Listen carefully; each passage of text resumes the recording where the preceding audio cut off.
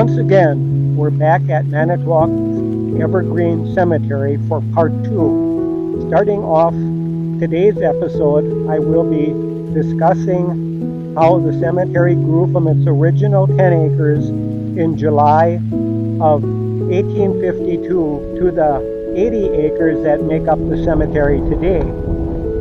Prior to 1852, the village of Manitowoc owned a small cemetery on what would become the corner of North 8th Street and Park Street. At the time, there were about 20 burials in this small cemetery. In July 1852, the village purchased a 10-acre parcel of wooded land located on the northwest outskirts of the village. The land was purchased from Benjamin Jones, who is considered the father of Manitowoc. Jones was paid $150. Within a year, the remains of the 20 individuals in the small cemetery were exhumed and moved to the newly named Evergreen Cemetery. It would be almost a year before the cemetery saw its first official burial, with Jeremiah Colby, a prominent village attorney who passed away at the age of 32.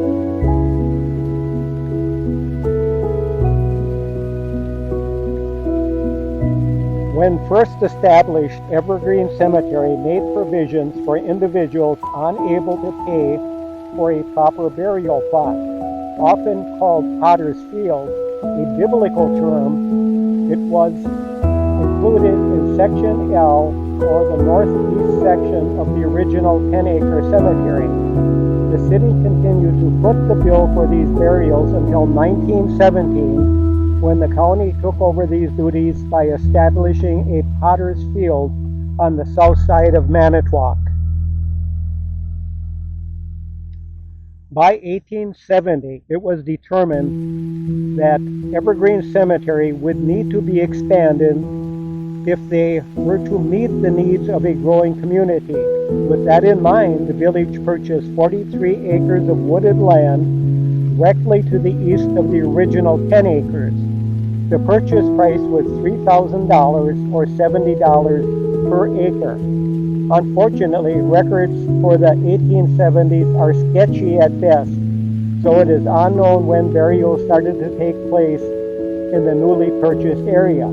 Then in 1913, an additional acre of land was purchased for $1,200 with the intent of making a street east and west along the northern boundary of the cemetery. The next major addition occurred in 1920 when the city purchased 10 acres in the 800 block of North 20th Street. This property was adjacent to the cemetery and located on the west side of the road. To obtain this property, the city paid $80,000. In addition to this purchase, the city paid $10,000 to a Mr. Solomon Poole for property along Michigan Avenue.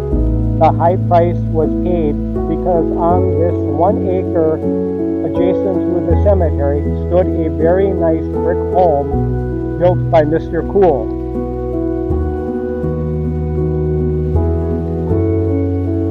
The final expansion of Evergreen Cemetery occurred when the city purchased 17.63 acres of land from a Mr. H.R. Johnson in 1933.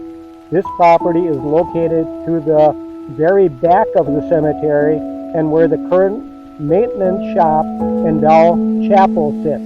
This property was nowhere near level, and the city had to complete a major leveling job before the property could be used. Once the leveling was done, the city constructed new gravel roads in the area. The idea of angel monuments for gravestones and memorials has been around for well over 3,000 years, long before Christianity. They predate Judaism, as angels were found as memorials to the dead in ancient Sumeria, Babylon, Egyptian, Persian, and Greek cultures. Today, tombstone angels usually represent divine presence guidance, protection, and the soul's journey to heaven, and often symbolize the deceased's faith and eternal rest, or they may be there in the hope that they will help point the soul towards heaven.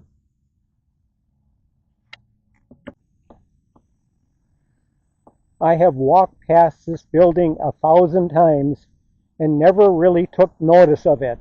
I always believed it was just a large storage building used to house the equipment needed to operate the cemetery.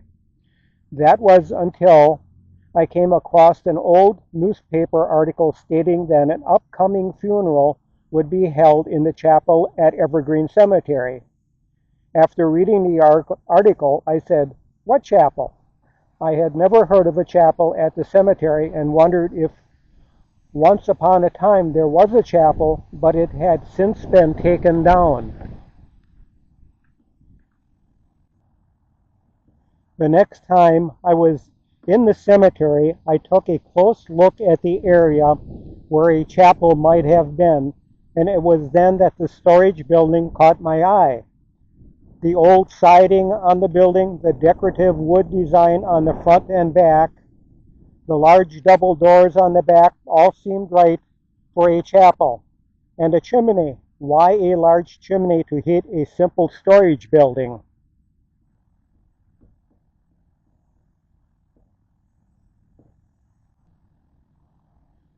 A short time later, I noticed several cemetery employees working in the building.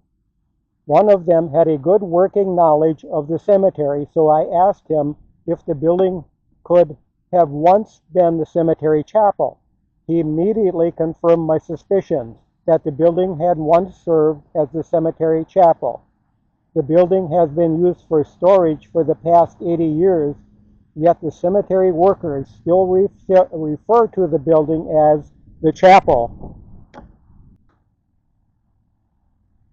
The history of the chapel is as such. It was built in 1917 when it was determined that there was a need for such a structure. Back in those days, few of the local mortuaries had a chapel or viewing parlor for those that did not attend a church on a regular basis, but still wanted a service for their loved ones. A chapel was needed. It was constructed by the city of Manitowoc at a cost of $2,000.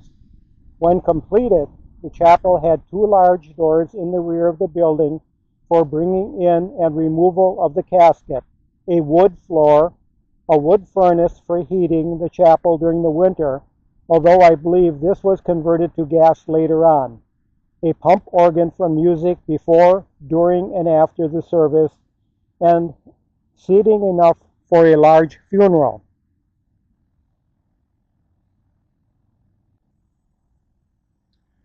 The first funeral service was held in the new chapel on March 3, 1918. In 1935, the Manitowoc City Council approved excavating of a basement under the chapel at the cost of $1,500. I'm not sure if this was ever done, as there is no evidence of a basement from outside the building. The building would continue to serve as the only funeral chapel for the city of Manitowoc for the next 29 years. But in March of 1946, it was determined that the chapel was no longer needed, as in the prior year only 2 funerals were held in the chapel. The reason given was that most of the mortuaries in the city now had a chapel or viewing parlor. Once taken out of service as a chapel, the wood floors were taken out and replaced with concrete. All the seating and any items used for the funeral were taken out. There is an upstairs storage area in the building, although I'm not sure if this was original to the building or added for extra storage after the chapel was taken out of service. The building has now stood proudly in the same location for the past 108 years and has no doubt begun to show its age, but will probably continue to serve as an equipment storage unit for many years to come.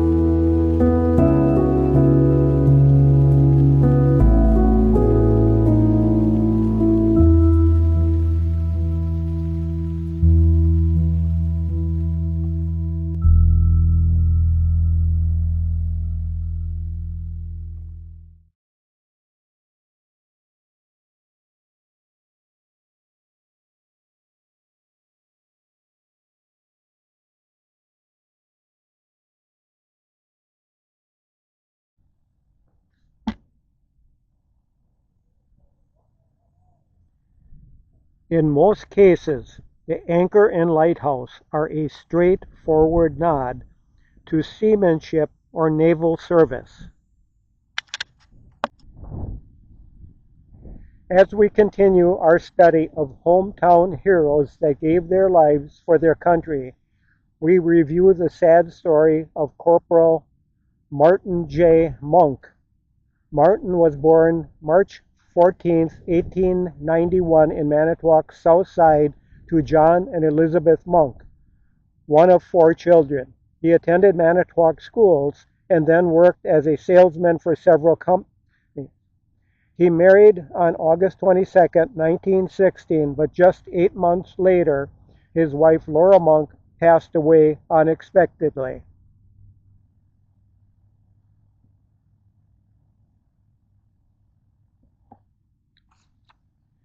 Then, within weeks of his wife's passing, he received a notice to report for military duty. After basic training, Martin was assigned to Company A, 353rd Infantry, and then reassigned to Company H, 341st Infantry, 86th Division, stationed at Camp Grant, Illinois. In August 1918, the division was deployed to France to take part in World War I. As often happens in the military, plans change. When the 86th Division arrived in France, it was found they did not need another complete division. What they needed were replacements for the divisions that are already there that had been hit hard by casualties. So the 86th Division was broken up and sent to the other units. Martin, along with a number of his comrades, was transferred to the 89th Division, which was involved in heavy fighting at the time in the Meuse-Argonne offensive. During September and October, Martin was in almost constant action and was wounded twice. Each time he was treated at the division hospital and sent back to his unit. On October 23, 1918, the 89th Division became involved in the Battle of Bois-de-Bantheville, France. American forces encountered a large German force and fighting commenced with heavy losses on both sides. One of the casualties that day was Martin Monk. This time his wound was fatal.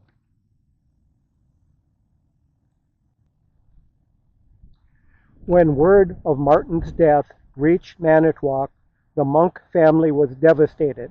Martin's father, John Monk, requested that Martin's body be returned to Manitowoc for burial, but the returning of bodies of fallen American servicemen was not the top priority of the military. In most cases, that did not happen until 1920 and 1921. Martin's body finally arrived in Manitowoc on August 19, 1921. Martin was buried at Evergreen Cemetery with the American Legion post providing the pallbearers and firing squad. Of the 68 servicemen from Manitowoc County that gave their lives in World War I, the bodies of 45 of them would eventually be returned to Manitowoc County. 2 men from Manitowoc County are buried at Arlington National Cemetery, and the majority of the rest are still buried in military cemeteries in France.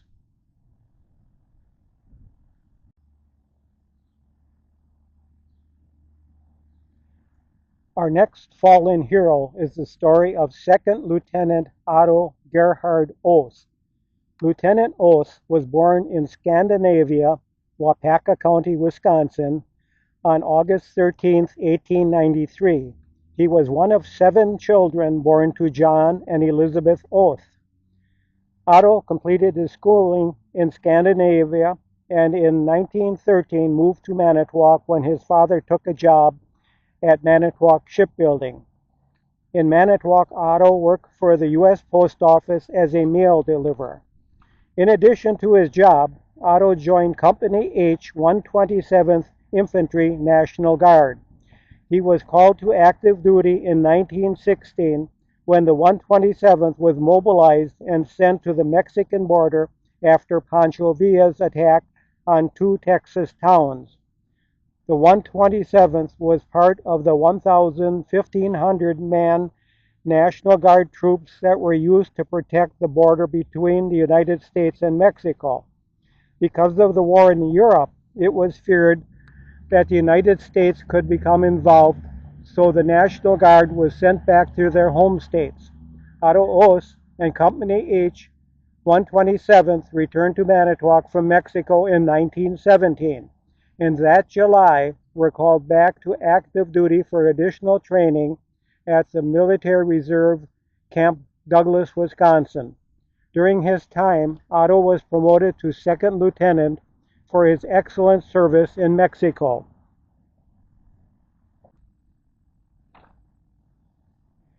In February 1918, the 32nd Division, now known as the Red Arrow Division, was notified that they were being deployed to Europe. They departed for France on February 17th, and upon arrival were immediately sent into the trenches near Belfort, France. The 32nd's first action took place in July 1918 during the Second Battle of the Marne. The picture of Lieutenant Oss holding a pistol on a German prisoner was taken during this time. Just days later, while on duty in the Argonne Woods, Lieutenant Oss was shot by a German sniper. It is unknown just where Oss was hit by the sniper, but at the time the wound was not considered fatal. He was taken to the division hospital and later to a military hospital in Bordeaux, France.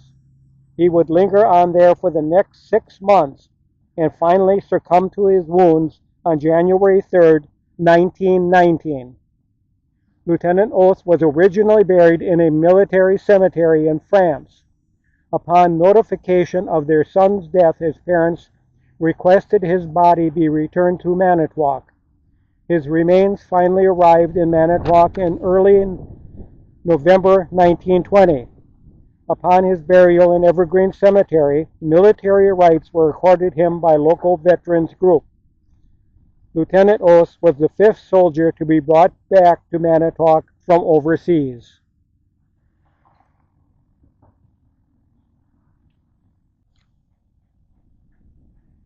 A concrete tree-shaped tombstone, particularly a tree stump or log, often represents the woodmen of the World Fraternal Organization and the brevity of life, with the stump symbolizing a life cut short or a transition into the natural world. You've probably never heard of the hospital that once sat in Evergreen Cemetery. If not, this is the fascinating story. It came about in the 1920 land deal that increased the size of Evergreen Cemetery by 11 acres. In that deal, the city purchased 10 acres of land along the 800 block of North 20th Street for $80,000. The 10 acres included 9 homes, and to tell the truth, to obtain the land, the city had to condemn the 9 houses and pay off the owners. But that's story later. Also included in the 1920 deal was 1 acre of land and a very nice brick home located at 2119 Michigan Avenue. This property was owned by a Mr. Solomon Cool, and Mr. Cool agreed to sell his property to the city for $10,000. Now the brick house was relatively new and large in size, and since the property on which it sat was not yet needed for burials within the cemetery, the city decided to put it to good use. That use was for a hospital. An isolation hospital. Isolation hospitals were common in those days. They were used to house people with communicable diseases such as measles, mumps, chickenpox, and mild cases of smallpox.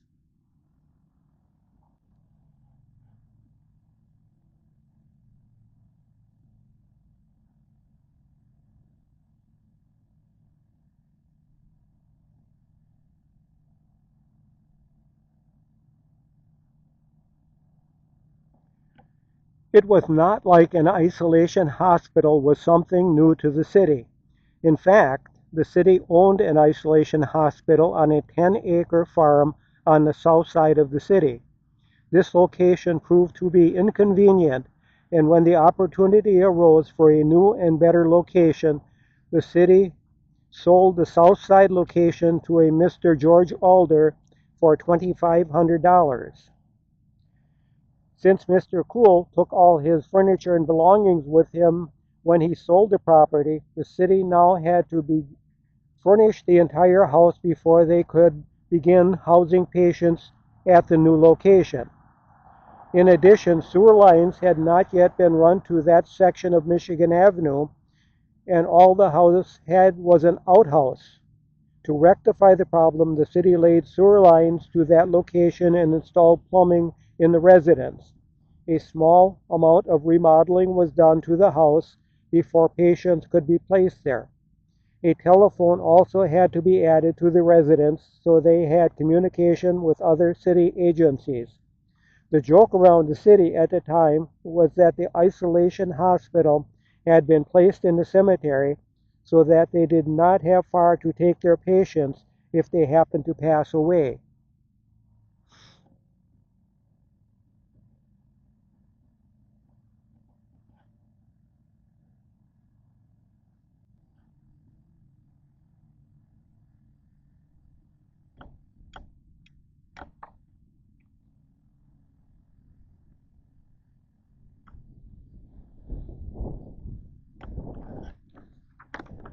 To supervise the patients, an attendant was hired to watch over the patients and provide their meals. The hospital began operation in January of 1921, and within days, 4 patients suffering from smallpox were admitted. Very shortly, the physicians of the city asked the question as to who was directly in charge of the hospital, since they were the ones referring patients to that location. It was decided that the city health commissioner should be in control of which patients were to be admitted to the hospital.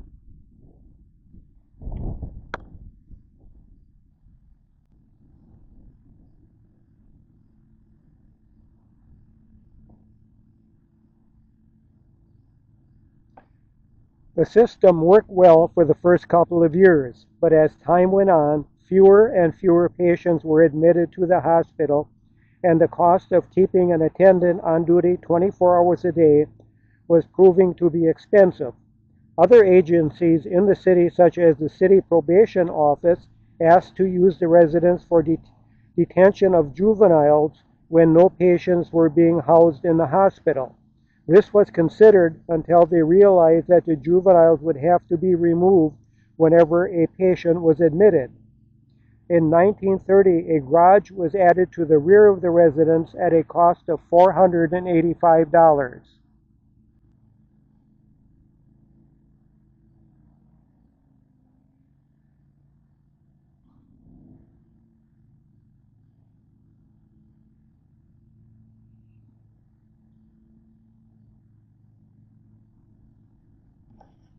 The isolation hospital continued in operation until 1933, when the Manitowoc City Council decided it no longer needed such a facility. The city then began renting out the residence to private individuals. The city continued to rent the property at $315 per year through the war years 1941 through 1945. It is unknown the exact date the dwelling at 2119 Michigan Avenue was taken down, but by 1950 the residence was in serious need of repairs, and the city felt the cost of the repairs was more than they could recuperate. The building was dismantled and the garage was moved to another location. Today, one can clearly see where the fine brick home and garage sat on the now vacant lot, which is now part of Evergreen Cemetery.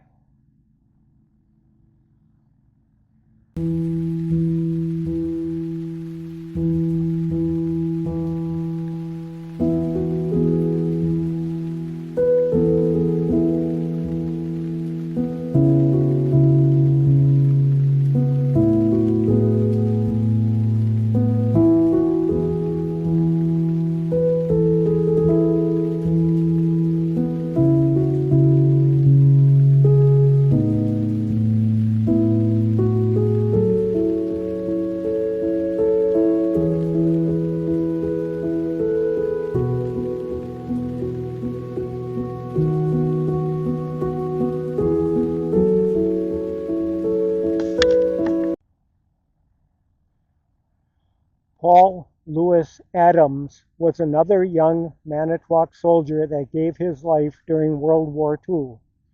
Paul was born in Manitowoc on November 2nd, 1924. His parents were Louis and Emma Adams.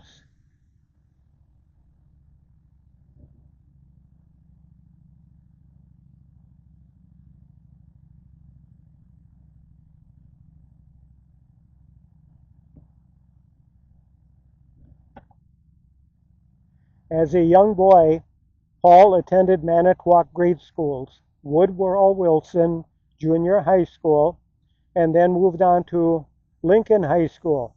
He was immediately recognized for his ability on the gridiron and became one of the stars on the Lincoln football team for the next 3 years. During his senior year, he enlisted in the United States Marine Corps and was called to active duty in April 1943. His parents would stand in his place to receive his diploma that June. Paul reported for basic Marine training at Camp Pendleton, California. After receiving his training, he was assigned to Company B, 1st Battalion, 5th Marine Division, and for a time was stationed at Camp Pendleton and Mare Island, California, before being shipped to the South Pacific in mid-1944. Once in the South Pacific, Paul, along with other new arrivals, trained with veterans of the 5th Marine Division in preparation for the next major island invasion. That island would be Iwo Jima, which was being held by more than 22,000 soldiers of the Japanese Imperial Army. The Japanese had had years to prepare their battle defenses and would give the invading Americans a warm welcome.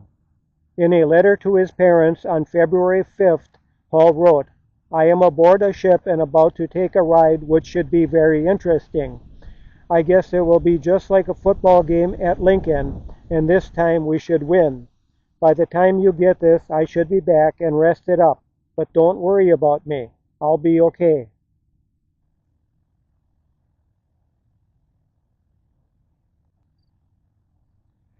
The invasion took place on the morning of February 19, 1945. The 5th Marines, along with other Marine divisions, landed on the loose, black, volcanic soil of Iwo Jima under direct view of the Japanese forces on Mount Suribachi. Adams, who was in charge of the machine gun, was one of 11 men in his platoon to get safely across Iwo Jima from their initial landing. He wrote home that in the charge across the island, his field jacket in the pack which he carried on his back was shot so full of holes it looked like a sieve. From his position on Iwo Jima, Paul witnessed the raising of the American flag on Mount Suribachi on February 23rd. Paul continued to fight with his fellow Marines until the night of February 26th, when he was seriously wounded by a Japanese artillery or mortar shell. He was taken to a field hospital on the island where his wounds were treated, but the injuries were so severe that he passed away 4 days later on March 2nd. His parents were notified that he had been wounded, but shortly received notice that he had passed away from his wounds. Paul was buried in a military cemetery on Iwo Jima along with 6,800 fellow Americans. In 1948, the military began returning the remains of American servicemen who had died in service overseas.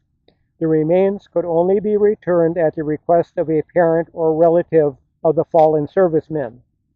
In early 1948, Paul's parents made the request to bring their son home. His remains arrived in the city of Manitowoc on April 14, 1948, the first fallen serviceman to be returned to Manitowoc from the South Pacific. At the train station to honor the fallen Marine was his parents, a contingent of veterans from the Veterans of Foreign Wars, and a large gathering of citizens from the community. His flag-draped coffin was taken to Evergreen Cemetery, where Paul was buried with full military honors. A little lamb on a gravestone is the symbol of the Lord, the Good Shepherd. It also represents innocence and purity.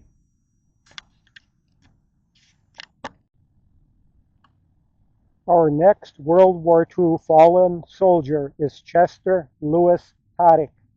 Chester was born in Manitowoc on August 13, 1918, one of 15 children born to Joseph and Anna Tadic.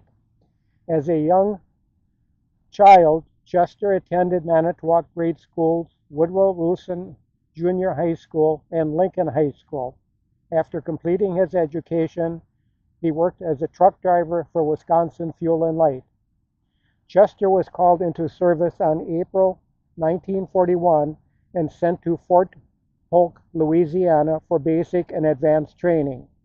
He was then assigned to Company D, 128th Infantry Regiment, 32nd Division, known as the famous Red Arrow Division.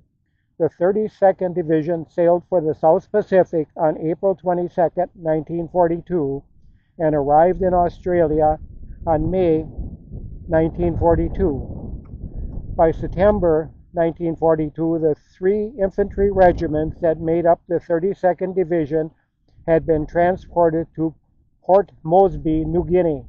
Here they would take on the thousands of Japanese soldiers that were dug in and waiting for them.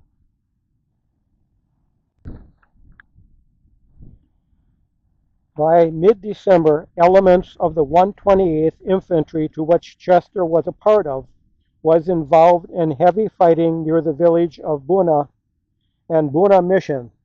On December 20th and 21st, the 128th made several attempts to cross a bridge near Buna, which was being held by the Japanese.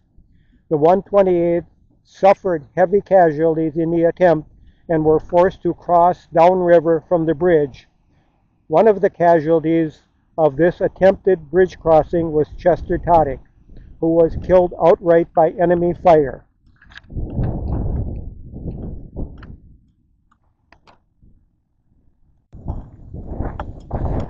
Chester was buried in a temporary grave along with his comrades that perished that day. He was later moved to a permanent military cemetery on New Guinea. In early 1948, the Tadic family requested Chester's remains be returned to Manitowoc for burial. His body finally arrived in Manitowoc by train on July 9, 1948. Services were conducted at Sacred Heart Catholic Church and military rites provided by Manitowoc AMVETS Post at Evergreen Cemetery. Chester was one of the 2,520 men from the 32nd Division that gave their lives in the fighting on New Guinea. During that time, the 32nd was awarded 11 Medals of Honor, 157 Distinguished Service Crosses, and 11,500 Purple Hearts.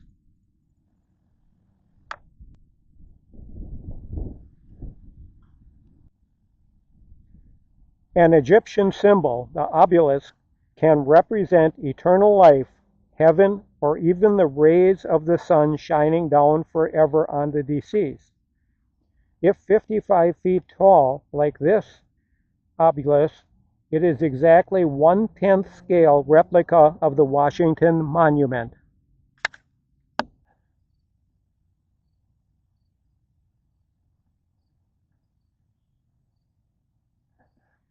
In addition to the Solomon Cool property purchased for use as an isolation hospital, the city also purchased 9 homes in the 800 block of North 20th Street, part of the Hayroth subdivision, as stated earlier in the story of the isolation hospital.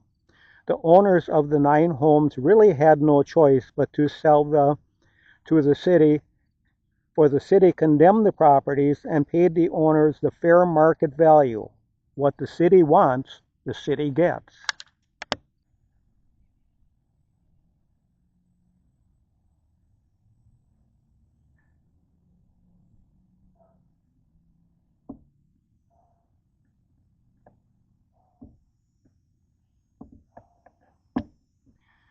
To purchase these properties, the city had to borrow $80,640, which means each owner probably received between $8,000 and $10,000 for their home. To be fair, the city did allow the owner of each house to bid on their home. The catch was that if the offer was accepted by the city, the owner had to have the house moved to another lot within the city within 2 months at their own expense.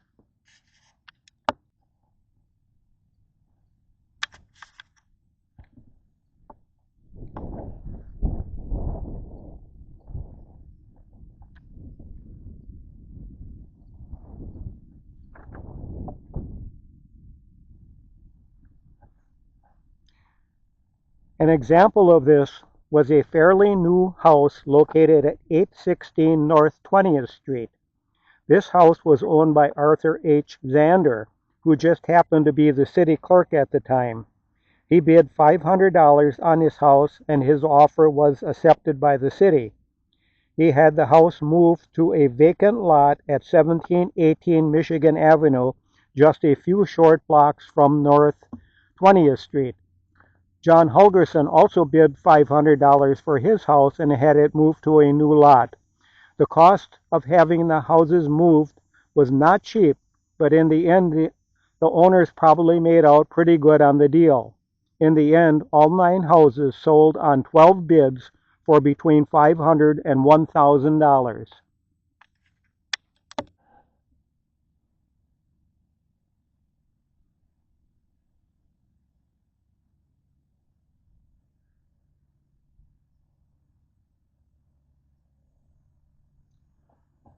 After all the houses had been removed by November 1st, 1920, the city then went to work filling in the holes of the houses that had basements. We must remember that sewer lines had not yet been run to that part of Manitowoc. This meant that each house had an outhouse that had also to be filled in. The area was then leveled and grass planted. Within a couple of years, burials were taking place in this area that had once been a thriving street in the city of Manitowoc.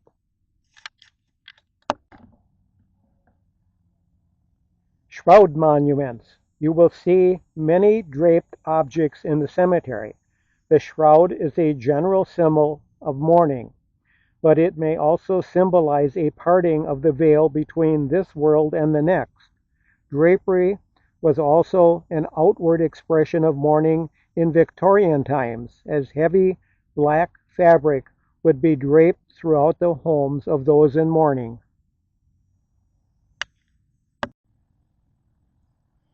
We now bring you the fascinating story of Ulysses Simpson Grant, Stony Iron Man McGlynn, who won fame and the nickname Iron Man in a long and colorful career as a Major League Baseball pitcher.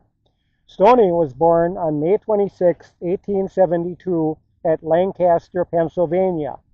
After completing his high school education, he joined a Lancaster semi-pro team. He then joined the Baltimore Orioles, whose roster included the famous ball players such as John McGraw, Hugh Jennings, Wilbert Robinson, and Joe McGinty. McGlynn's nickname, Iron Man, was one of baseball's most endurable pitchers. He was known for pitching both games of double headers and often became angry with his manager when they wouldn't allow him to do so. This is how he acquired the name Iron Man.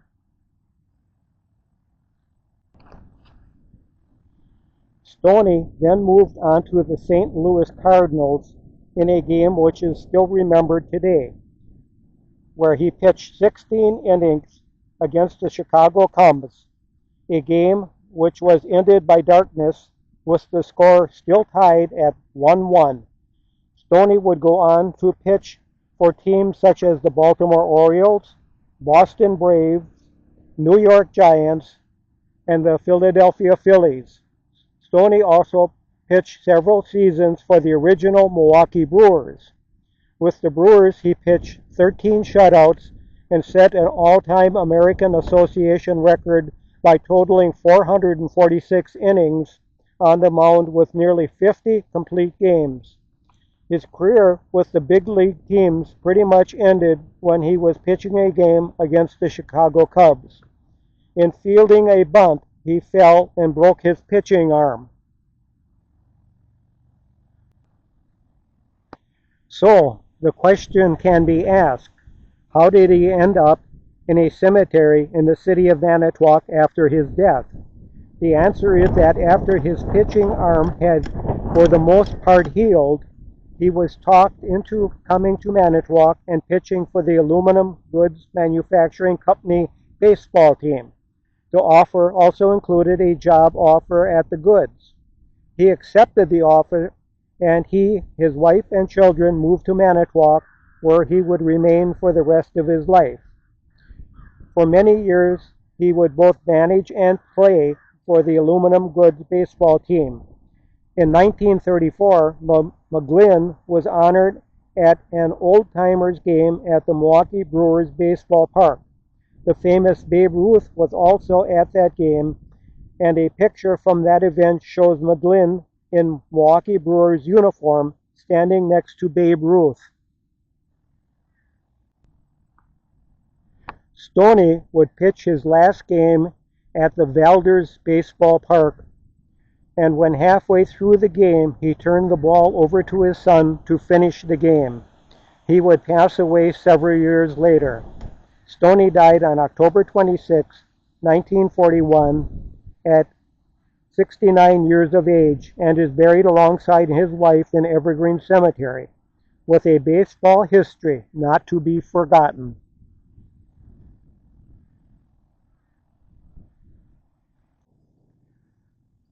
A weeping figure is generally a display of grief or mourning. The weeping figure can sometimes symbolize an untimely or early death.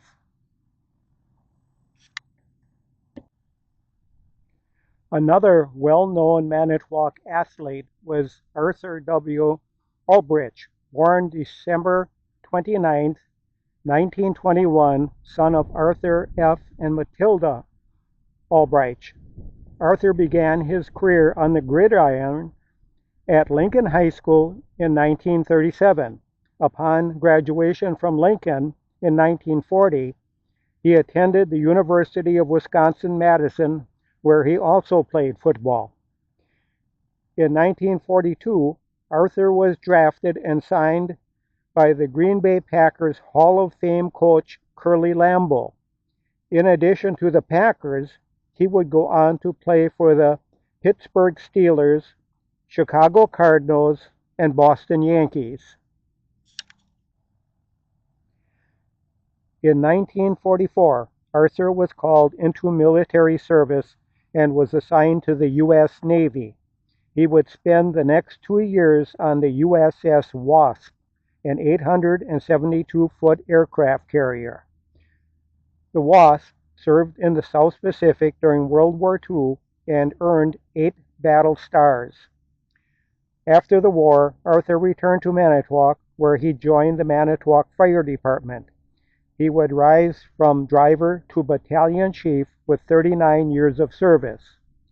He retired in 1985 and passed away on February 1, 2004. He is buried in Section P, Evergreen Cemetery.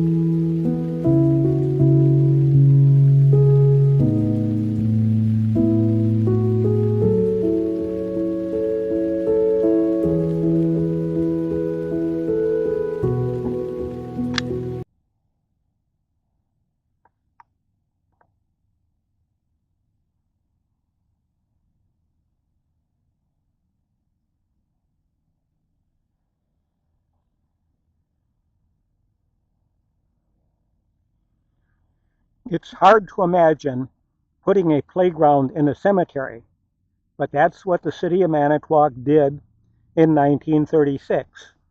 That October, the Manitowoc City Council approved $380 for playground equipment at the Manitowoc County Fairgrounds and for Evergreen Cemetery. The playground equipment at Evergreen consisted of a swing set, slide, and teeter-totter. The equipment was placed in the 17.63 acres that the city purchased in 1933 and was located just off Michigan Avenue and only about 40 to 50 feet west of the Isolation Hospital.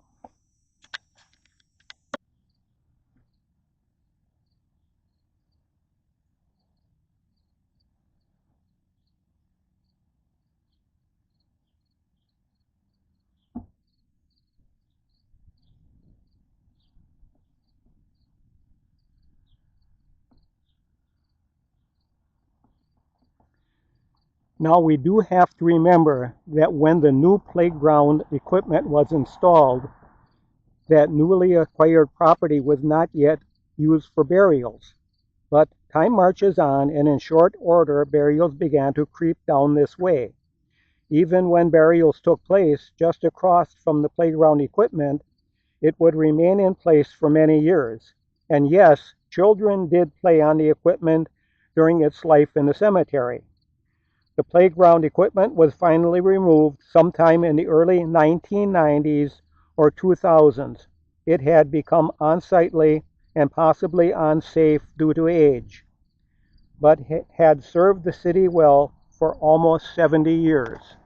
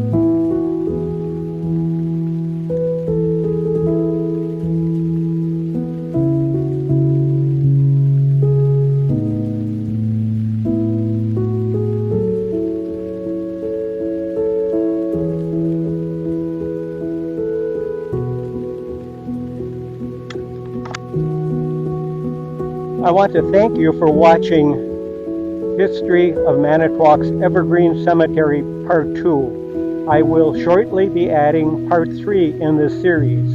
In Part 3, I will be discussing the vault, the stairway to nowhere, the baby area, Dow Chapel, and the new maintenance shop and communications tower.